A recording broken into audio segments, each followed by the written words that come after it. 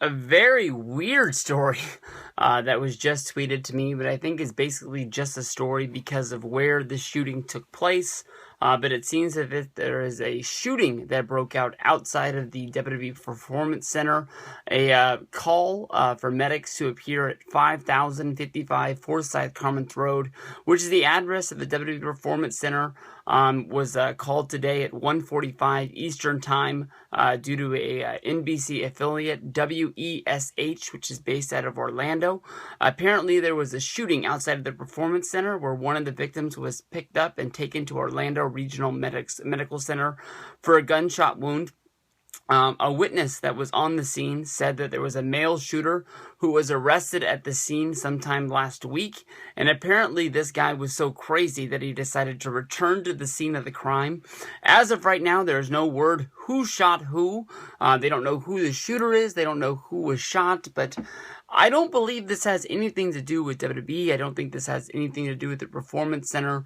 I think that there's just a crazy man located on the streets of Orlando, and it just happens to be in front of WWE. This will more than likely be a story that we will never hear of yet once again, but everyone is clamoring to see what is going on over there at the Performance Center. I'm sure they have locked all the doors, all the wrestlers that are at the Performance Center today, I'm sure.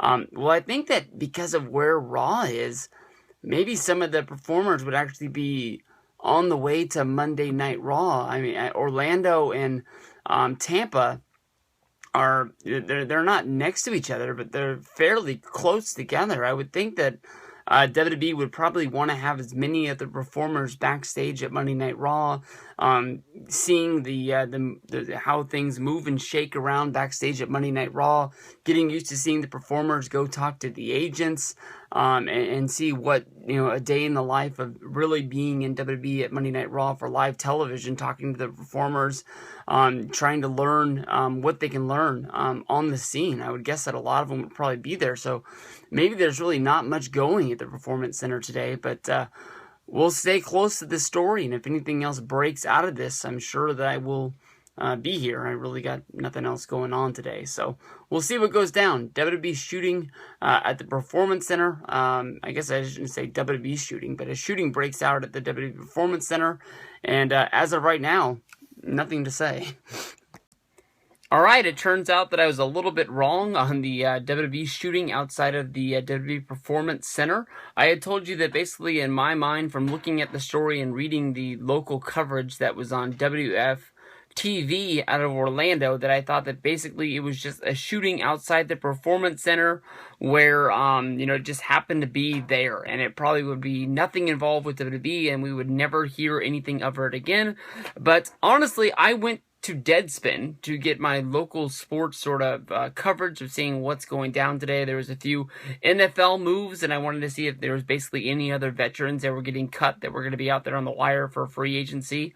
And number one story that had been put up today is that a man shot outside WWE Performance Center had a knife and an obsession with a female wrestler. No word on who the wrestler is, or if it's only a singular female wrestler, or if maybe he just was in love with all of the female wrestlers that are at the Performance Center as of right now. But basically, a call came in to the Orlando police saying that there was a man outside of the WWE Performance Center with a knife. This was the third time that cops had to be called out to make an appearance at the Performance Center in order to scoop this man up and take him away. Sheriffs made the call, basically saying that at a news conference that the man was shot by a deputy. It was not the man shooting someone else. He was armed with a knife, and the reason why he was there was he had an obsession with a female WWE wrestler.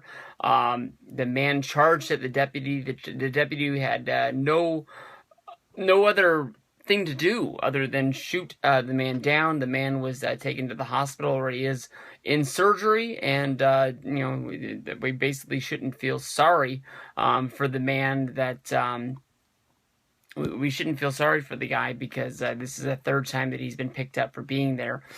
Triple H made the claim that the man had previously been banned from the property by a court order, saying that he was not allowed on the premises, and he he had been a problem in the future, or in the past, I guess you can say. But he's at the hospital. He does have life-threatening injuries, so maybe this does have to do with WWE, and maybe this is a story that will be rolling out in the foreseeable future, to more for us to talk about soon.